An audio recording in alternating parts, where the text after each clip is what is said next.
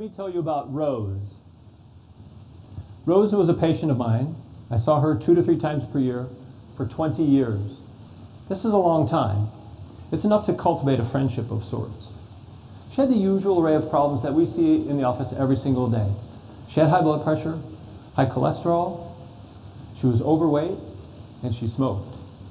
So most of her visits were taken up with test results and medications and trying to get her to get a handle on her problems. We had lots of discussions about diet, exercise, losing weight, but not much happened. Then came diabetes. Now that's a game changer. So again, I tried to convince Rose to get a handle on her lifestyle. I gave her new medicines, a dietitian, and asked her again to lose weight. Now, Rose was intelligent and motivated, I thought, for she had raised 4 children. Despite that, she still smoked. Her weight went up, and her diabetes control worsened. When I'd known her for perhaps 15 years, which is probably 40 visits, we were still not right. So I changed my approach. My tactics now, I started talking to her about the possibility of losing a foot to her diabetes. She had 11 medicines. She'd bring them in a box. She didn't know what the medicines were. And not surprisingly, she lost 2 toes to diabetes. I said, Rose, you've got to get off the pasta and get on your exercise bike. She smiled, looked at me, and said, but I'm Italian. So I changed my approach again. I put my heart into it. I would try and think of ways to help Rose when I was in the office or out of the office. Shortly after that, she started coming in using a cane. I said, Rose, come on, how can I help you? How can I treat you differently? She smiled again and pondered and said, I'll try. I'm going to quit smoking on my birthday. But birthdays came and went. Last year, Rose started coming in a wheelchair, and she looked sad. And I felt a bit helpless. But as always, I said, it's not too late. So I got her family, we got together a new plan to help Rose with her diabetes. Shortly after that last visit, Rose suffered a heart attack, and my friend died at age 66. I feel sad and I feel a loss when I lose patients that way. I don't ever want it to happen again, but I think it will. My question is, why? I want to change the way that you see the relationship with your physician.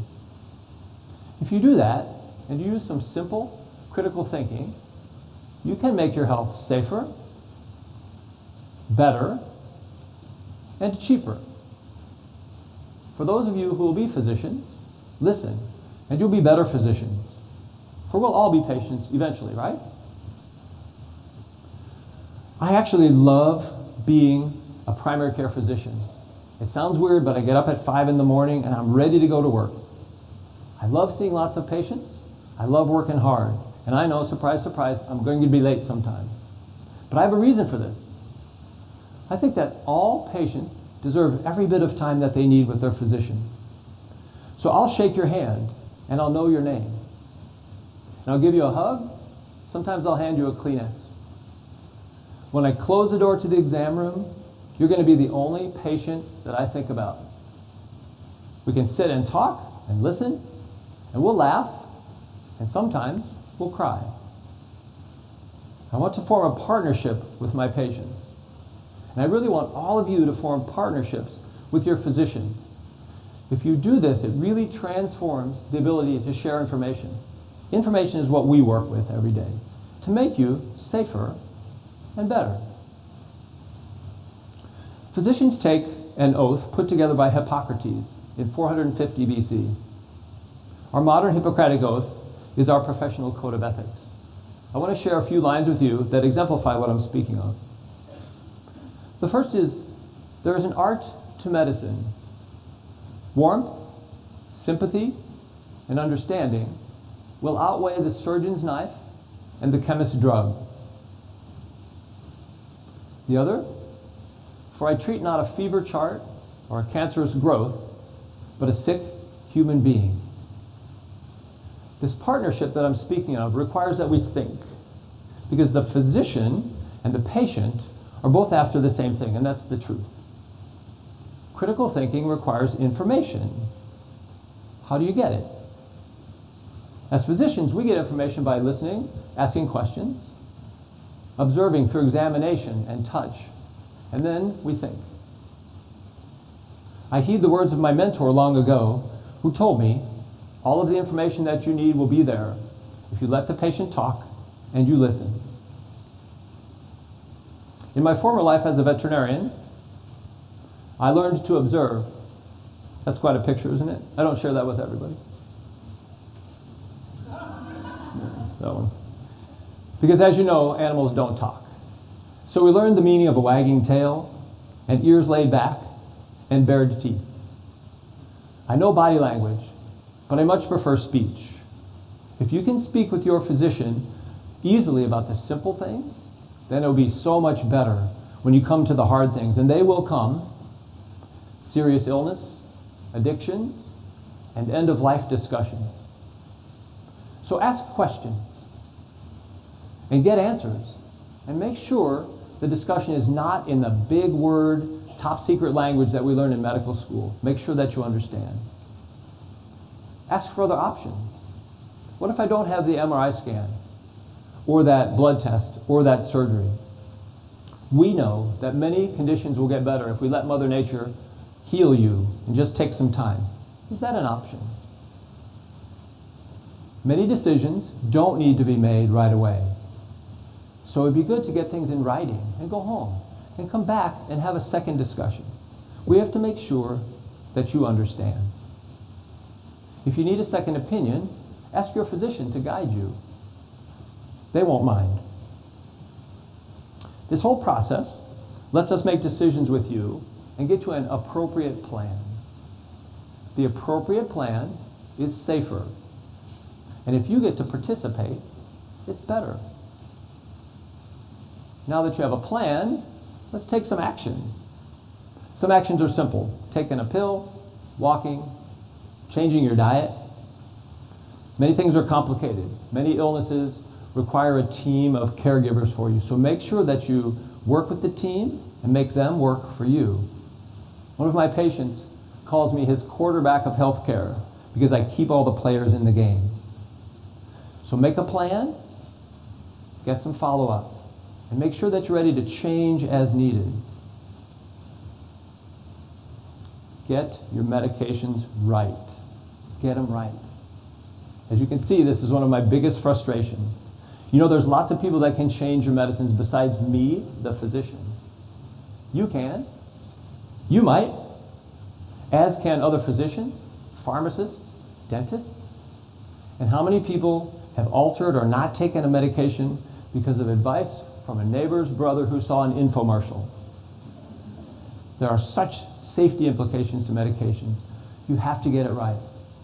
Make a list and bring it in. You want to know what I'm putting in your body, right? Don't tell me it's the pink pill, doctor. What I really want you to do is tell yourself, you and your health are important. No more excuses, and you'll love the results. So this will all make it safer and better. But how do we make it cheaper? Medicine can be cheaper. Physicians, especially primary care physicians, we demonstrate every single day that we can deliver quality of care and lower the costs. You can't get out of your co-pays and your premiums and the cost of your medications, but you can work with your physician to get the most out of your healthcare dollar.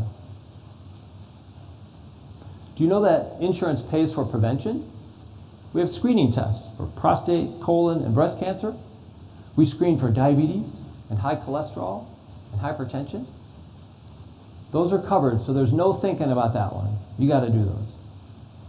Oh, and remember all those lifestyle changes that we say every single day? Yeah.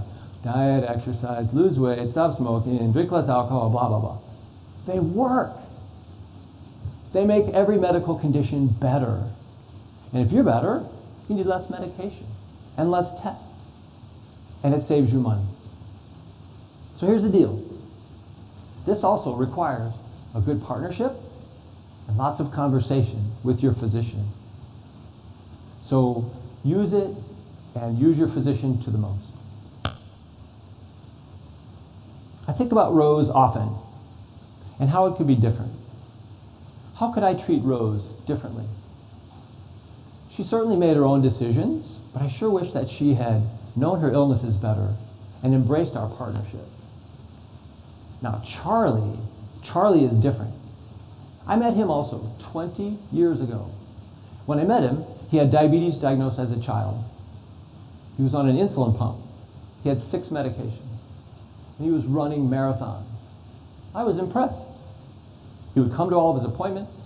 He would have a list, ask questions, and get answers. And then he would use those answers to make his diabetes better. And you know, sometimes he would read about diabetes and bring it back to me. When I meet patients like Charlie, I feel success just as much as he does. And we get excited, and you know, he really makes us look good. He just passed 50 years with no complications of his diabetes. So do you want to be Rose or Charlie? Doctors, future doctors, and patients, embrace a relationship. You'll like it. Think. Give it your all and ask for the same thing in return. And make your health safer, better, and cheaper. Thank you for listening.